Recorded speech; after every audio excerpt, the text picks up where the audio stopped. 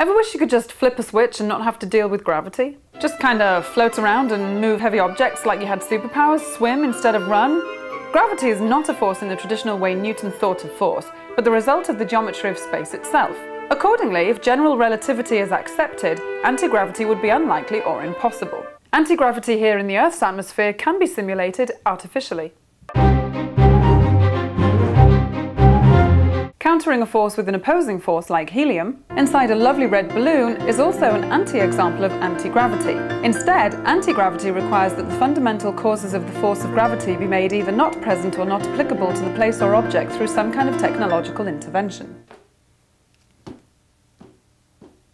As it turns out, the go-fast jetpack is not a much cooler method of anti-gravity than the Martin jetpack that made news recently in Oshkosh, Wisconsin. Although the go-fast jetpacks retail for $200,000, at twice the price of the Martin, the go-fast also has been seen travelling well above twice the height and distance of the Martin, and without the need for two people to steady the sides as if the situation was nearly in crisis mode. Those organ donor machines use thrust to move through our gravitational air, but still, this has nothing to do with anti-gravity.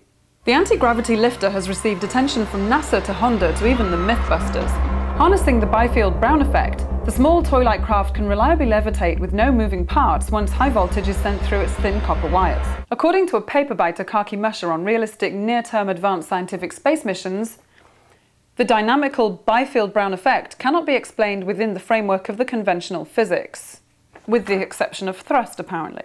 Hacker Gary McKinnon, who was arrested by the UK's National High-Tech Crime Unit in 2002, says he found documents in secret compartments of the government revealing the use of reverse-engineered anti-gravity.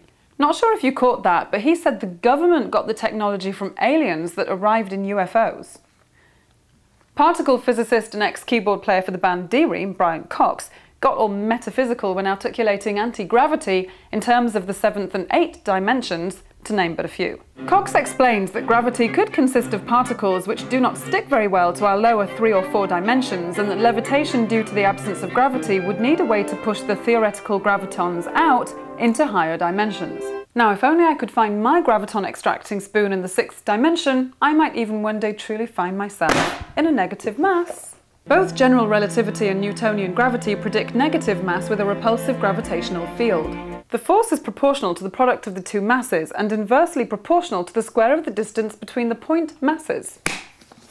But particle physics, which best describes all presently known forms of matter, does not permit negative mass. To put it more bluntly, when asked if anti-gravity is possible, Dr. Sten Odenwald from NASA asked around and found that no one really thinks so. While cool in theory, anti-gravity remains to be seen.